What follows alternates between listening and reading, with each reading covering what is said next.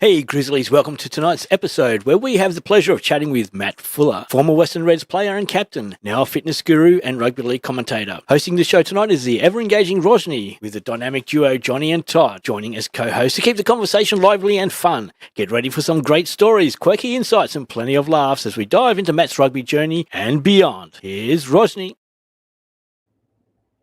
Hey everyone, welcome back to another episode of the Bear Facts. I want to thank Johnny and Todd for coming on tonight and Matt Fuller. So if you haven't already, follow our social pages, which are linked in the QR codes throughout this whole live. You'll be informed of upcoming events, posts that we make, so you can keep updated with us. So let's get started. Hi Johnny and Todd, welcome back. Hey Rosny, hey Todd. Hey guys, how are you? Good, how are you? Very good. Ready to go. Ready to go. So I have a few questions first, just to start us off. We know that the first round of NRL matches are happening in Las Vegas. I wanted to get your thoughts on that, what you think about it being held in Las Vegas, and if you would go see them. Well, I would like to go see him at some point. I think it's a 5-year contract, so I think they're doing a cycle. I don't think every team will get a chance to go, but it's a spectacle, and rugby league loves spectacles. I'm all for it. So at the moment, a lot of teams, it's like they are in a cycle, and teams are getting turns at going, and I know a few have knocked them back, but they're getting that opportunity. So I think next year will be near the end of the current lot. I think if you're going in order of the way they came into the competitions, the Dolphins might be the only ones who'll miss out next, maybe start of 27, and then the start of 28, whether they go Dolphins, Bears, but, you couldn't bring in New Guinea as well, so you'd have to go back to the start again probably. So, but maybe one day. I don't. No, it's not on your bucket list just yet. Not really. Yeah, not really. Yeah, not a big Vegas person, I suppose. I'll go to Singapore though. I know Anthony DeSegli was putting up, Singapore. I think a little bit closer to home, and I think that'd be fun if we get a chance to get up there. Yeah, home away from home for the Bears. Mm-hmm. Yeah. And then also in news for footy, the World Cup Challenge. Are any of you going to watch it at 3 a.m. on Feb the 20th? Broncos versus Hull KR. I have a lot of Bronco supporter friends, close friends, being up in Brisbane. I've been on the Panthers bus for the last few years where they haven't got up. I don't need that sort of torment from my Broncos fans. Yes, I will watch it, but no, I won't tell any of them I have watched it. Oh, right. I love the World Club Challenge. I watch it religiously every year. I just wish the NRL teams took it a bit more seriously than what they do. I know when the Roosters went over there, they played a warm-up game and they trained properly. I don't know. It's really hard because the grand final squads change from the end of the year to the start of the following year. So, I suppose the Poms are like that as well. But, they seem to take it more seriously than us, and that's why they get the results. So, so. Well, I will be up watching that one at 3 a.m. for sure. Yeah. Okay, well, let's introduce Matt Fuller. And you guys can go ahead and ask him some questions. Hey, Matt. Hello, guys. Welcome, and thanks for having me at the Bear Facts podcast. Firstly, Rasheen, I want to say, Todd, you've got to be kidding yourself, mate. If you don't think you'd like to go to Vegas to see the Perth Bears up against Manly there in Las Vegas, I don't know what you're doing here, mate. It's like it would be sensational to watch the great side of North Sydney, Perth, from a Perth team perspective, go over to Las Vegas and play against those grubs, Manly. You've sold us, mate. You've sold us. We're there. Well, that's what we've got to do as rugby league supporters. We've got to make sure we get everyone following this great game. Yeah. Of course. Hey, Matt, off the bat, I just want to give a massive, I think a thank you is in order, but not from a rugby league perspective just yet. This is from a health and fitness perspective. This is from a fundraising perspective, and the kindness of your heart to put on the Telethon 7 and getting out there in the community. I think that transcends rugby league as a whole, and it's just a great initiative. Fantastic work there, mate. Fantastic work. And if people don't know about it, get on Matt's page at Fuller Fitness, the telethon. There's a link there. Get on it. He's raised over $2 million already, which is absolutely fantastic. Kudos to you and all your efforts there, Matt. Thanks, Johnny. Look, it's been a magnificent journey over the last 20 years. After retiring from rugby league, I needed something to focus on. And at times, you thought, when rugby league finishes, you go to bed 1 minute as Matt Fuller, the rugby league player, and you wake up the next day just as Matt Fuller. And not everyone goes into the media. Not everyone has a media background. So a good friend of mine from Channel 7 and Adrian Barrage said to me, "Why don't you do something for Telethon?" And I said, "Mate, it sounds like a good idea. What should I do?" And he said, "Well, you're into fitness and, you should probably start a couple of fitness challenges." So that's where the fitness challenges kicked off and started from. And in those days, my wife and I had to guarantee Channel 7 10 grand just to get our mugs on there. And we're doing 24 hours non-stop challenges. And after doing a number of years solo for 24 hours on a bike, on a grinder, on a cross ski, I thought, well, I have to grow this and we need to bring the punters in and we want to raise as much money as we can for the sick kids of WA.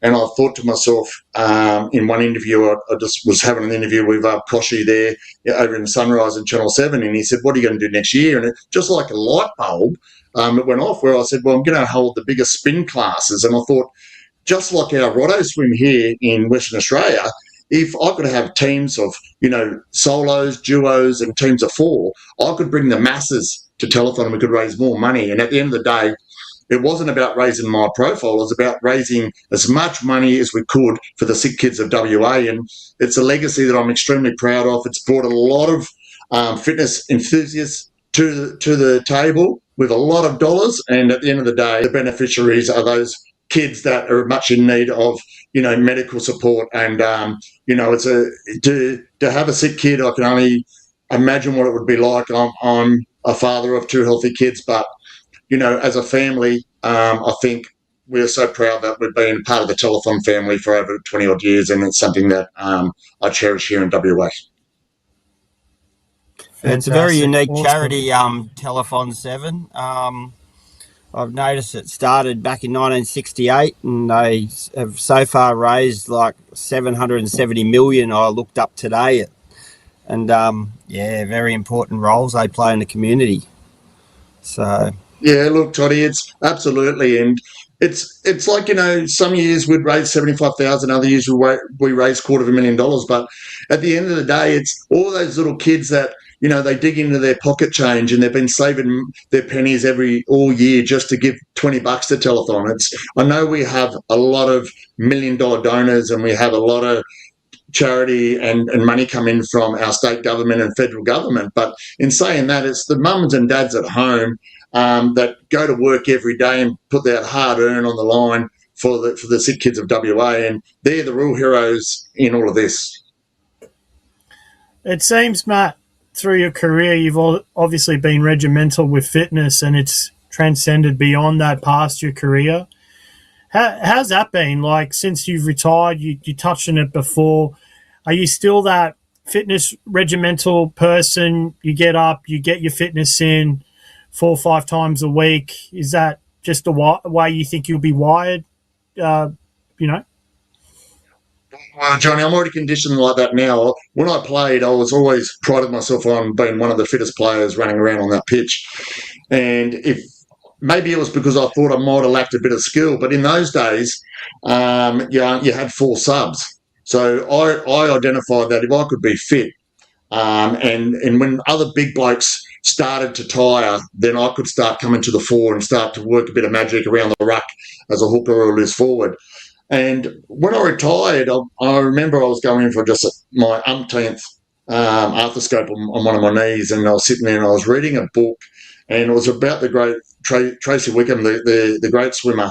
And in the book, she was talking about how she retired from swimming and she kept training as if she was an athlete.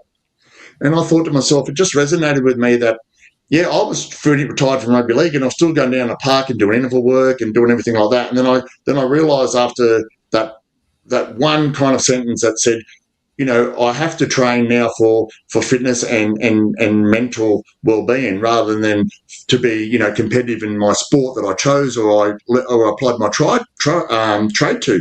So after that, I just changed how I approached my fitness. I did a lot. I still train today, 6 times a week.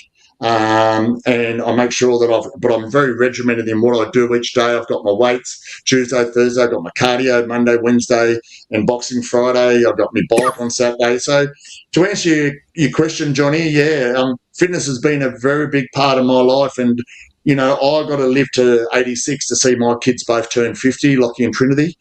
And I really think that if as a bloke, for me to provide to my family, I have to keep myself physically and mentally fit as I can. That's great. Definitely. Have you ever thought of getting into coaching, Matty? Well, funny enough, I used to coach my kids' soccer. So my son Lockie started off playing soccer when he was like 5 years of age, and I ended up coaching soccer teams until 12. And I don't know what it was. I love the coaching, but I love the fitness component more. I think as a coach, you probably have, these days especially, you have to be a little bit more of a people person. And I'm not saying I'm not, but I just enjoy getting an athlete or getting anybody from any level of fitness and getting inside their head and then making them realise that they can push beyond where they think their limit is. And I think if you can build confidence and have self-belief and realise that, you know, someone believes in you, as I do my clients when I'm training them, that I can take them to another level, well, then that's a huge buzz for me. And, you know, as much as rugby league is a massive part of my life and I owe everything I am as a person, as a dad, everything business as to rugby league, and I can say that sincerely and honestly, I believe that as citizens of this great world, we can push ourselves a lot harder and a lot further than what we'd actually do. And I think if you can help someone achieve that and they can find levels that they never thought they had, well, then that's a huge buzz. I think Mal Meninga should reach out to you as the strength and fitness coach for the Perth Bears, mate. I think we got the perfect guy right in front of us, mate. Speaking on players, yourself as a player, you came through the late 80s as a junior, played through the early 90s to the late 90s. The athlete, the rugby league athlete, how do you see him now compared to that era that you played in? Without sounding really disrespectful to our current players, I come from a very tough era when it was, you know, you got knocked down, knocked out, there was no blood rule, and your own teammates would be calling you all sorts of names if you didn't get up and get on with your game. Now, I'm not saying our guys are soft, and no way, because I love the current players, I love the structure, and I think everything that we can do to protect kids from getting injured, especially from a grassroots perspective, to, you know, our professional rugby league players, then we need to do that. But I come through an era where, as I said earlier, there was only 4 interchange. If you got subbed off, it's because you got coded by your coach, you're playing crap and he got rid of you, or they needed to make a tactical change for some reason during a game. But, you know, it's one of those games where, you know, we didn't have the concussion rule, we didn't have blood rules and blood bins and things like that. And, you know, even to the stage where it was only 5 metres in defence and it was just bash and barge. And I think men were just built differently then. I think, you know, it's, you know, your mental toughness was off the charts because you in that era, you had nowhere to hide. You if you got found out, you got found out by your teammates first and foremost. But I wouldn't swap anything. I think we need eras. If you don't have eras, you certainly can't grow and learn and expand on your career, and you can't. So, even today, you look at social media. I played with a lot of great players, and if they had social media back then days, they probably wouldn't be working today. But that crop of footballers all have to go to work and get up and go and earn a living. Where I guess there's so much money in sport today, and they have everything they need. They have mental coaches. We've got to make sure that these kids aren't mentally over challenged. They have down days. They watch their load. They train more for horses for courses. So the forwards are doing different stuff to the backs, and I think it's a good thing. I think our game's never been healthier. It's great inclusion to have the Perth Bears come in next year. I'm so excited, and Papua New Guinea the year after, and in saying that, I think the game has gone through a learning curve over the years, and if you look at the Super League era and where we got it right and where we got it wrong, but as a game, I think we still have evolved, and it's a great product, and Toddy, you mentioned it earlier about I was joking around when we were talking about going to Las Vegas, but I think the NRL have done an unbelievable job to get a foothold in America, and that all come about by they didn't play during the COVID, and we did. And they were able to sit in and watch rugby league, and the next minute they're going, God, look at these boys playing. They're not wearing helmets. They've got no pads. They're getting smashed out there, and they're just getting back up and playing the game. And I think that's the way it was when COVID was in, and we're probably lucky and fortunate that that's how it happened. Yeah. In your playing days, Matty, your very first game, or first official game for Western Reds against St George in front of 25,000 at the Wacker. Can you run us through what that was like? You can still remember like it was yesterday. It's the 12th of March, 1995. We had been training nearly on, a good 6 months for that one game against St George at the Wacker. I remember it being a 40-degree heat during the day, and we've come to the game, and you could just feel there was an energy, there was a buzz around. Mark Guy's eyes were rolling around in the back of his head. Brad Mackay, he'd obviously been in grand finals in the with the great St George teams, and we just had a mix of youth and experience, and we had a lot of hard men, and we at one stage they called us a bit of a misfits, but I remember turning up to that game like I'd never wanted to play for anyone ever again in my life. And it was buzzing, and I remember running out to the crowd.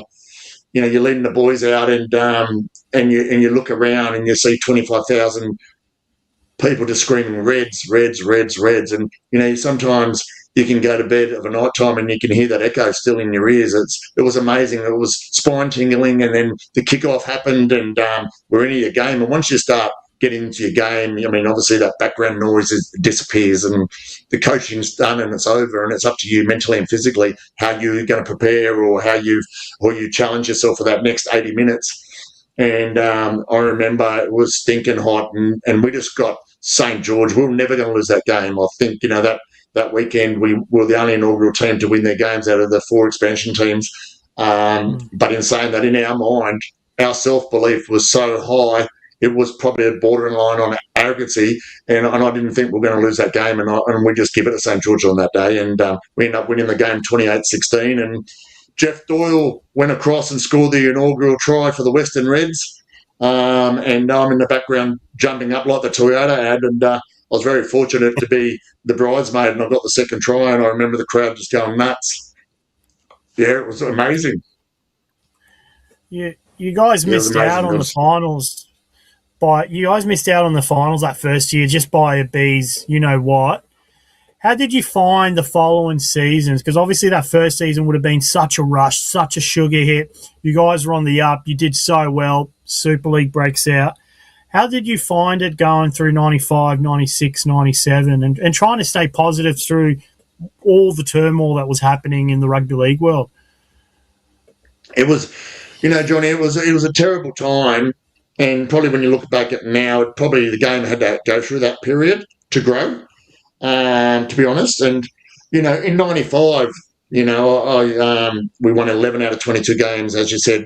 We missed out on the finals. We got beat by St George late in the campaign, and you missed out on going to the semi-finals by 2 points, I think it was at the time.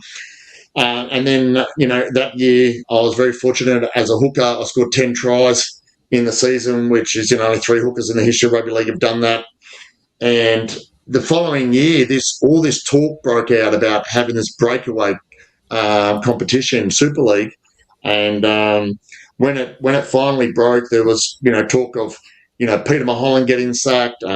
We didn't know if you're going to stay with the ARL at the time or it was going to go to Super League. Mate, it was just a shit time. No one knew what was happening, and it really unstabilised, I think, the Western Reds, and certainly what they had built and the quick existence. And even though, you know, the Western Reds, Perth and the Perth Reds were here for only 3 years, they certainly had a massive footprint in this state. And obviously, you know, if it wasn't for Super League, dare I say it, but I think the Western Reds would be still around. I agree. Yeah, definitely. All right. Amazing information. I have a few questions for you, for Todd and Matt. Todd, I noticed a background change. Where are you? Are you in your car? Yes, I'm down the south coast, near Nowra, Rarula, in Shell Harbour. So I've just been working my way up. We worked our way down to Bateman's Bay, and now we're slowly working our way back up to the Central Coast, and we should be back up there by Friday. So, yeah, a bit of a beach getaway. So, yeah, it's been good. Yeah, how exciting. Are you going away for the week? Portable Like headquarters. Yeah. Yeah. And Matt, I noticed a painting in the back of your screen. Could you tell us more about it? When I retired from the Western Reds, or I'd finished my last game and I'd moved to England, I ran into a local artist here, Joss Myers, who's a very well-known artist in Western Australia, and she said, you know, I just want to do something for you, and you know, you give so much, I just want to give something back. And she very kind-heartedly did this painting, and it's been in our house ever since. I don't think my wife likes it in the bedroom though. I have to keep moving it around the house, and so yeah, it's a bit of a standard joke that, you know, she might come home and then we'll be in the lounge room or the bathroom or the bedroom. So we just keep moving it around and keep it guessing. No, it's very nice. So we've got a quick little quiz segment we're going to do. So basically what we're going to do is it's going to be Todd versus Johnny. And the rules of the game are questions to be asked. Correct answer gets a point. Just call out your name if you know the answer. And if you don't know the answer, Matt can answer it for us. No pressure. All right? No pressure. Exactly. Okay, so question 1. Which club did Matt Fuller captain during the inaugural 1995 season? Western Reds. And that's correct. Did Toddy say that? We'll give him a point. We'll give him a point? Okay. Oh yeah, you're meant to say your name and then answer. Okay. Next question. Before joining the Western Reds, which Sydney-based club did Matt Fuller play for? Johnny. There's 3 of them, actually. Todd. Yeah. Yeah. I got in first. Yeah, he went from Doggies to Dragons to South Sydney, I think. Rabbitohs, yeah. Yeah. So it was the South Sydney Rabbitohs where I was actually signed by Peter Mulholland to come to the Western Reds at the end of 93. Nice. Okay, next question. Matt Fuller played in several positions during his career. Name at least 3 of them. Todd. Okay. Hooker, second row, and lock. And we'll give him that. Yeah. Okay. Did you have a preference, Matty? Sorry, okay. Did you have a preference, I felt most comfortable playing either.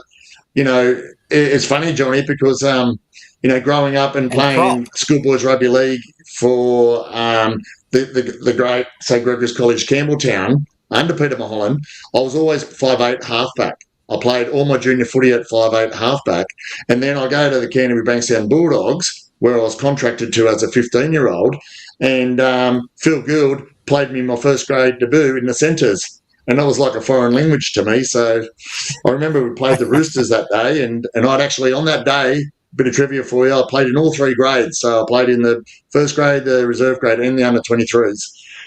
So it was a big day for myself. But yeah, my preferred position as I got into my career, I really enjoyed playing at lock.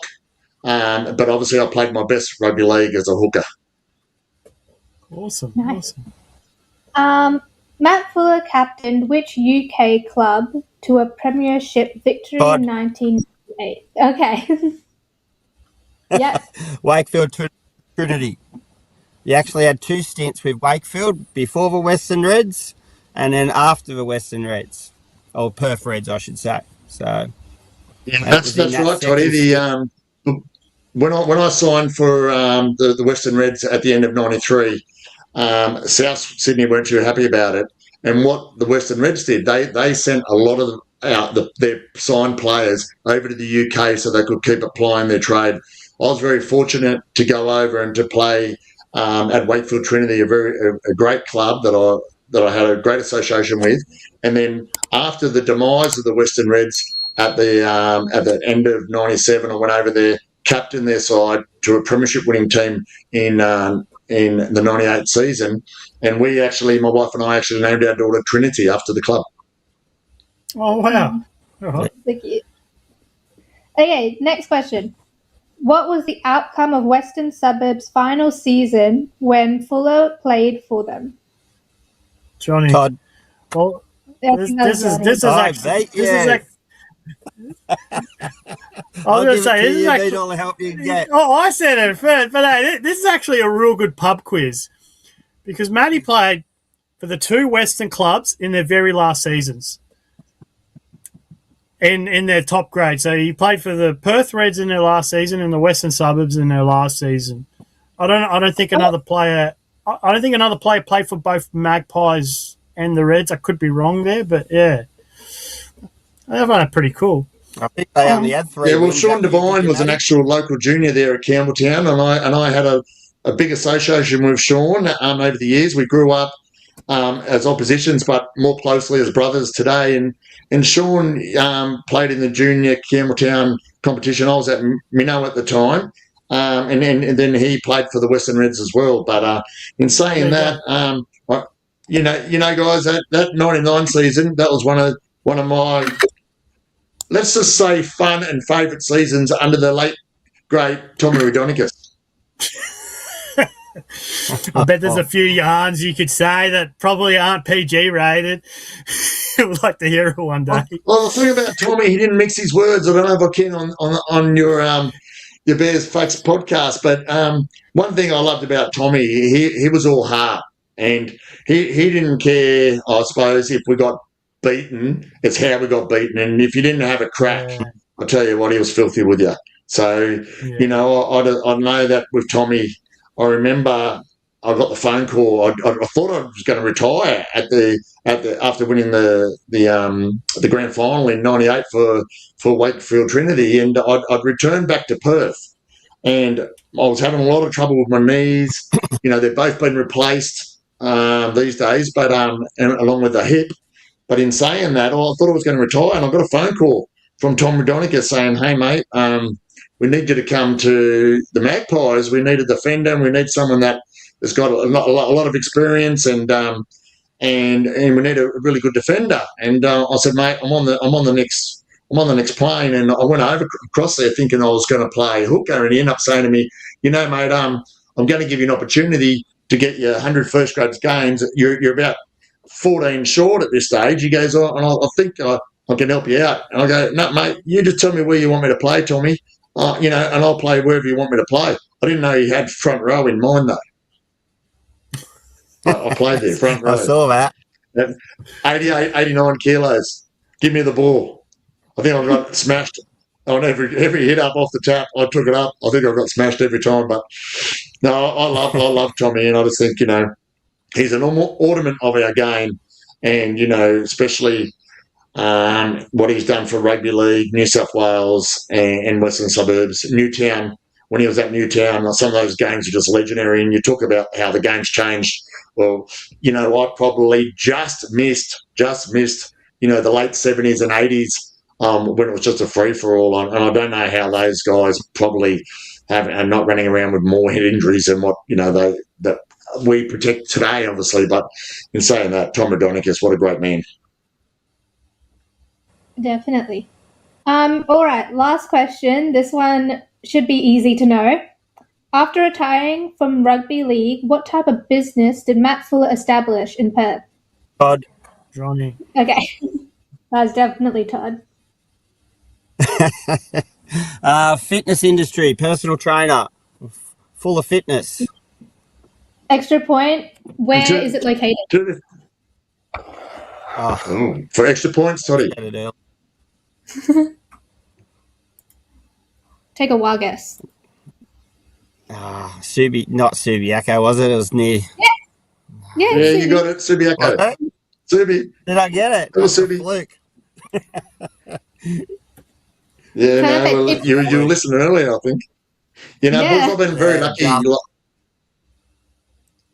been extremely lucky with the fitness business, and I often tell people, the harder you work, the luckier you become. But I've had a very good clientele over the years, and I think, as a trainer, as I mentioned earlier, I just love helping people. I love helping them reach their fitness and mental and physical goals. And 20 odd years later, I didn't think that after rugby league I'd be still, working as a personal trainer. But I'm up at 5:30 every morning, do my 12 hours, and I just love it. So I'm very fortunate that I've been able to last in a career outside of rugby league.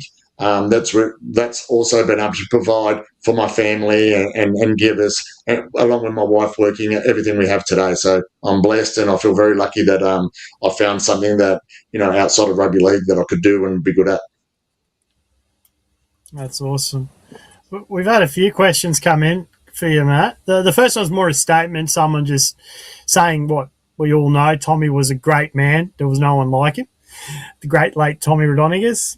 And the question coming in from Tim, Peter Mulholland had a great linkage to both North Sydney and the Western Reds. What were his greatest coaching attributes, and how did you find the man when he was coaching you?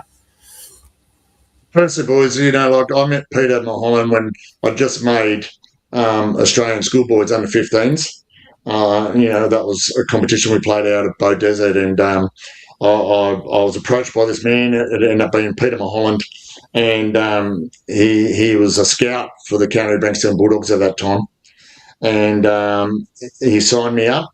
I made the Australian schoolboys that year, and he signed me up. And Peter Mulholland is probably one of the greatest people and coaches that I personally have had the pleasure of knowing and dealing with over the years. And especially at St. Gregory's College, Campbelltown, I got the scholarship.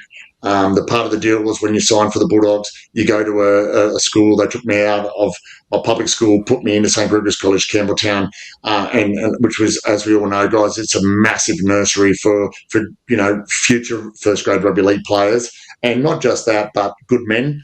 And that's where Peter Mulholland installed belief in me and confidence, and he empowered me to believe in my own abilities, that I could go somewhere, and I learned a lot out of that. I learned that even in today's society, if we can empower people to believe in themselves, that is a great gift, and he certainly had that. And I was kicked out of home at 14, and even when I went through school, I couldn't read and write, but he was a man that took me into his own house. I was living in a caravan at the time. He took me into his own house there at Mulgoa in Penrith with his beautiful wife, Mel, and they raised me for some time. But, he was just a great man, a great mentor, and he was one of those blokes that, no one could ever beat him for people skills. He just knew how to push your buttons and knew when you needed a cuddle as well as a kick up the arse. So when I got the phone call from Peter, at the end of '93 when I was out South Sydney to come and play for the Western Reds. It was, it didn't take too much convincing when a great man like that has had so much, I guess, belief in your career, and I guess a lot of guys owe their rugby league careers to the great late Peter Mahon, who sadly passed away in 21. Matty, we've got another question. We've got a question from JGB70. Will the Perth Bears versus Manly clashes have a bit of venom in them, considering the history of their failed merger, do you think? Look, I really hope so. I won't go as far as say let's bring back the Biff, but boys, if you look at Billy Moore, you don't get him and Greg Florima, you don't get two bigger advocates for the new Perth Bears side. And I had a couple of words with Billy about how we saw it was going to happen. I said, wouldn't it be great if we could have Manly play the Bears at North Sydney Oval? And he said, Sheepy, he said, mate, I love the idea. He said, but the ground wouldn't be big enough. He said, when that game happens, we're going to need a stadium that can hold over 50,000, my brother, because this is going to be one of the greatest shows you'll ever see. And he just talks about it, and then he was right. Like the passion these guys have got for that club is unbelievable. And I think, it's probably not the rebirth of the Western Reds, it's not the rebirth of the North Sydney Bears, but I think it's a baby, in the making in the Perth Bears, and I think it's going to be a new club, new start, new everything, and history will show that there can be two great clubs come together. But I think the Perth Bears are going to be an absolute powerhouse.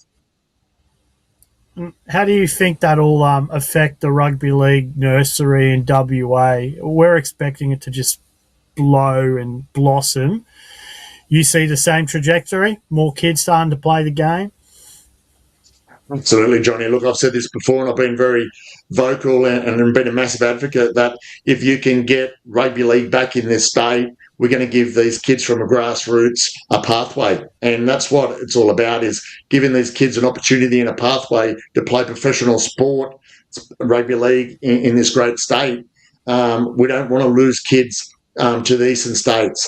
And, I think this time they would have learned, or they would know that from history, that people do love their rugby league here in WA. And I can only see that the kids, it's going to take a lot of dinner off a lot of other, codes table. I think a lot of kids will be playing rugby league. I think once they know and get to follow it and, they fall in love with this code again, I can only see, tens of thousands of kids in the future just taking up the game of rugby league. Matty, I've got another question. Just with the travel to WA, what advice would you give to any players signing with the Perth Bears, like in the travel situation? Like, how did you find it in your playing days? And do you find, like last week, Peter Cummings said maybe they can do 2 games in WA, 2 games on the East Coast, and 2 games in the WA. What are your views on all of that? Well, my view is obviously from a history point of view, right? So I thought it was a load of crap. I probably travelled the most of any player, and I just loved getting away and playing. And I'm not trying to sound arrogant in any way, but I think if you're mentally and physically prepared the best you can to go and play, and once you put on that jersey, and to be a foundation player in an inaugural club, there's nothing better. It's such a thrill, and I wish I could do it all again. But my advice, if I was on that plane with Mal Meninga going over to speak to a young player to come back to WA, there is no greater place to hang out after a great win and then WA, and it's a great place to live. We've got a beautiful city, we've got great beaches, we've got great climate, and obviously, we've got a beautiful, beautiful coastline that, why wouldn't you want to bring a family up here in WA? And also, you've got to remember, these guys are under the microscope these days with social media and the pressure of, the social media aspect of it. But here, because they've got, the West Coast Eagles, they've got the Dockers, they've got the Perth Glory soccer team, they've got the Wildcats basketball and then all the cricket and everything that goes on in all our ladies' sports. I just think that, rugby league these guys will be able to walk around and have some comfort in knowing that they're not going to have a camera thrown in their face every 2 minutes, or, people here are pretty laid back. They see a lot of sporting stars walking around town. They're not arrogant. They're very approachable. And I think rugby league players that come to Perth will not want to leave. I'm telling you, this is a great state. And I'm so proud that, firstly, the Western Australian Rugby League, the junior, the Warrior, have done a fantastic job in keeping rugby league in the forefront of people's minds, but also our Premier, Roger Cook, who, single-handedly, I would say, loved rugby league and wanted to bring this great product back to WA. And I think, with everyone getting on board, I can just see this going nuts. I think it's going to be a powerhouse. You just have to have a look at the players they've already signed. You have to look at what sponsorships they've brought on. They are going at this full throttle. And I think, listening to Mal last week in an interview, he wants to build a winning culture straight away. It's not going to be like a honeymoon period. The Western Reds in their inaugural year won their first game and won 11 out of 22 games and were very successful. There's no reason why that can't be done again. And I think, the crop of players they're bringing over is very exciting. I know that, we haven't named a massive marquee player yet, but I think it's probably not in the too distant future. But in saying that, I think they'll get it right from the grassroots up. And the Perth Bears will just become a juggernaut within years to come in this great state, boys. Couldn't agree more, mate. Speaking on the roster that we've assembled so far, the 13 players, is there any others that you wish to add to that? Like if you had a wish list, and what do you think of the 13 players we signed so far? I know you touched on it slightly, but what's your overall view of the roster so far, mate? Well, I like it. I think it's got a lot of youth and experience. It's got a hell of a lot of experience, and it's got a lot of, international flavour from the boys playing in the Super League over in England. When they come across and they play in the NRL, I think they'll only become better footballers because, it's a different kind of game. But, like Josh Curran, is now at the Bulldogs. I can see him having a bit of a cult following here in Western Australia with the headgear and the long hair. I really think he's going to be someone that, the kids aspire to be like. And then like Liam Henry from Penrith.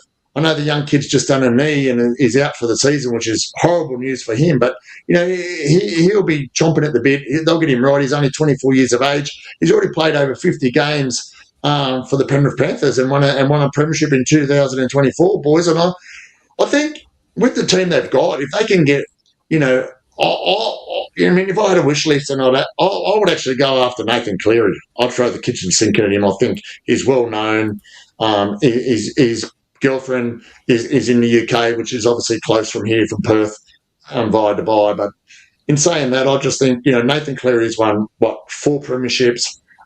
His old man played for the Bears. And I think he has that experience, and he's a great leader, and I think he's probably one of the best rugby league players in our last 10 years. And, he cops a lot of stick when he gets to state of origin level, but I think the guy is very chilled. He's been over here a number of times to visit WA. He'd love it. And I think, apart from having, his captain there, Isaiah Yeo, I'd probably, they're the 2 Penrith guys I'd go. They've both got ties here in WA. They're both great men. They're both great leaders. And I think if you had a lock in Isaiah Yeo and a halfback in Cleary, I think that would be a huge bonus for this team. It would be almost unbeatable. They're Matty, two good choices. Question back to your playing days. When you first initially signed with the Western Reds, did you know if any other players had signed or know of, and what made you sign with the Western Reds, and what was the appeal to it all?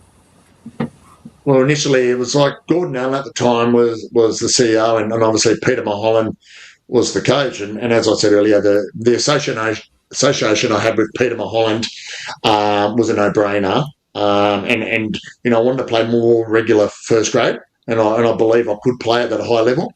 But when they started talking about blokes like Rodney Howe, Brad Mackay, MG Geyer, I mean, it was just amazing. You see these guys that already played international football, and then you had Matty Rodwell, you had David Boyd, Chris Ryan. Yeah, we had a great side, and it was like, the boys are still very close today. They're a great. We had a great teammate, and we had a good camaraderie off the field. But we were sold out a little bit when people said we were a bunch of misfits and whatever else, and but Mark Dwyer, he was a firebrand, definitely, but he was someone that after every game, I'll tell you what, there'd be a group around him that just wanted to talk to him and have a photo with him and have a beer with him. And I think that after that first game at the Wacko, I think he might have had a beer with everyone in that ground. But it was just so great. And then I played with Mick Potter at St George, and he come across at the end of his career, and just to have his stable influence on the young blokes, and we had a lot of young blokes coming through, and it was just great. And I think I wouldn't swap it. Unfortunately, Super League did rear its ugly head, but we got through it. And not only did we get through it, the game got through it.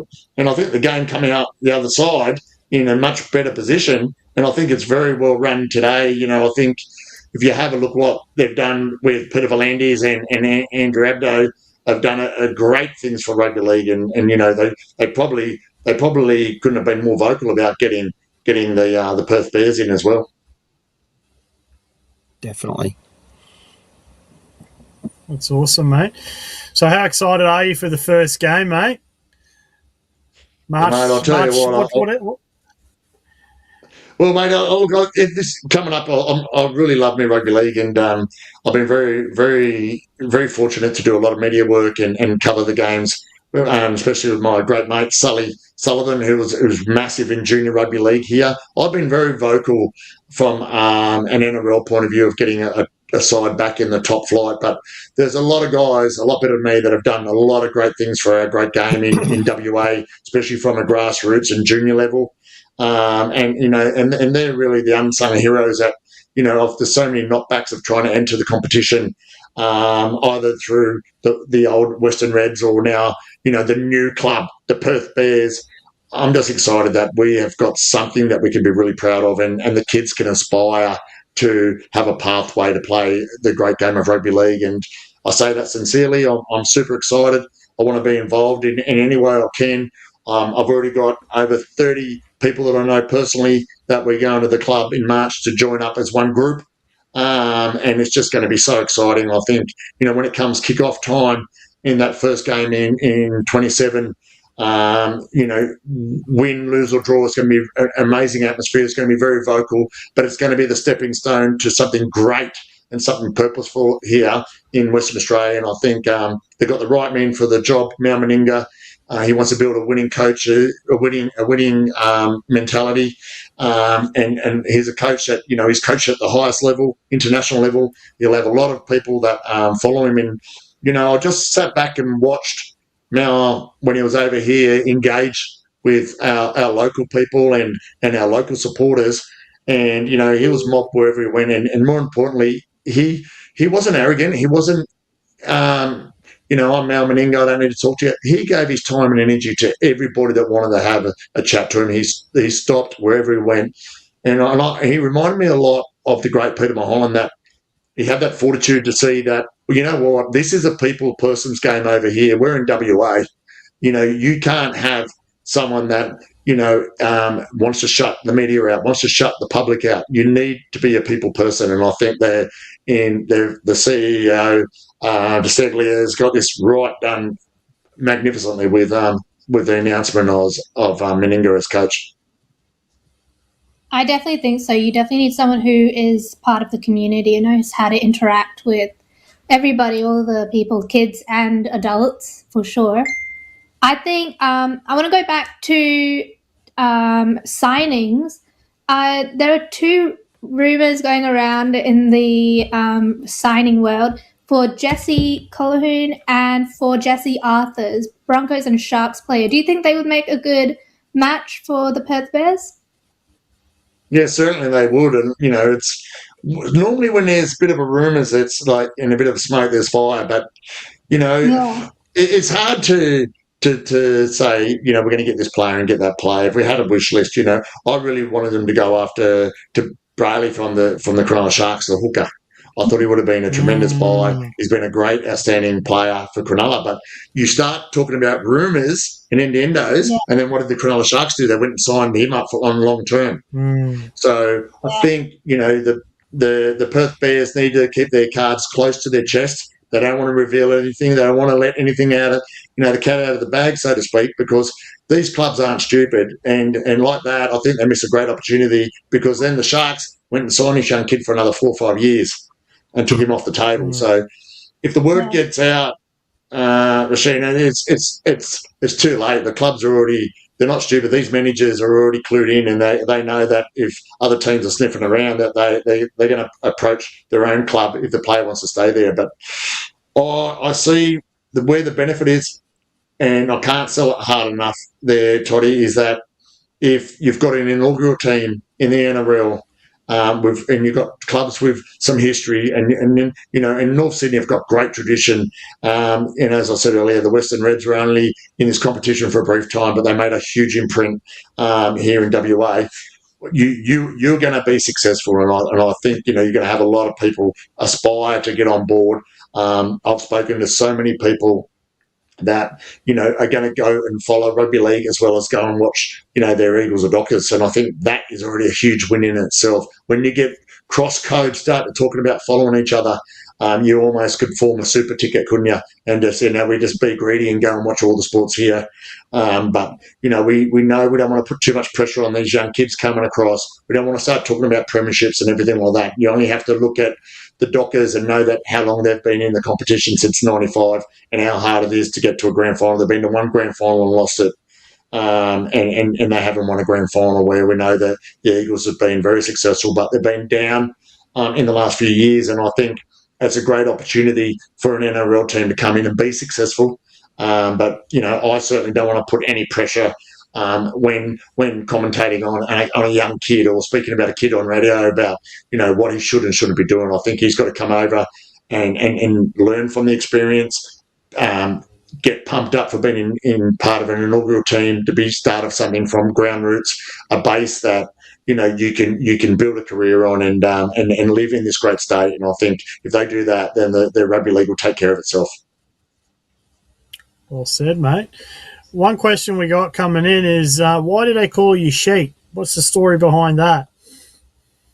Yeah, it's a pretty easy one. You probably wouldn't believe it so now, Johnny, but I used to have really curly hair.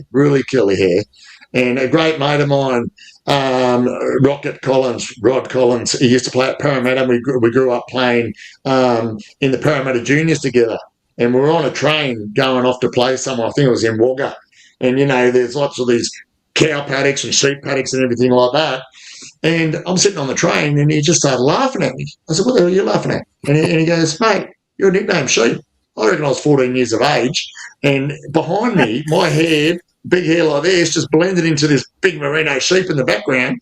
And from then, everyone calls me Sheep. And, and later on, people used to say I used to round up the defence on the field like a bit of a sheepdog. But, I know Robbie Kearns, the great Robbie Kearns, he calls me Sheep Doggy Dog. But people call me Sheep. They don't really call me Matt when I speak to anybody. I always get called Sheep. So but it's a nickname that I've had since I was 14. And I'll tell you what, I'm starting to lose track of how many years ago that was. Well, that was awesome. Amazing questions. We loved your stories. The quiz went really well, better than I expected. So we are close to closing time. So I do want to thank you for joining us. We learned a lot, and we're really excited for the Perth Bears, and we hope to see you at a few games as well. I just want to say, guys, thanks for having me on the Bear Facts podcast. It's been an absolute pleasure. And you know what? The more people we can get following this great game of rugby league, especially here in the West, get behind and get your bums on seats there at, the Perth Bears. And I think, you're going to be part of something very special, and it's going to be a juggernaut with years to come. And it's, thanks for having me on your show tonight. It's been a pleasure. No problem. And I just want to plug Fuller Fitness Subiaco at Instagram. Go give it a like, go give it a follow, and fullerfitness.com.au. That's where you can go and link to the telethon. Jump on that if you're listening. And thank you very much, Matt. Thanks, Johnny. Thanks, it's been a Matty. pleasure, mate. Yeah. Okay, guys. Thanks, guys. Have a good night. You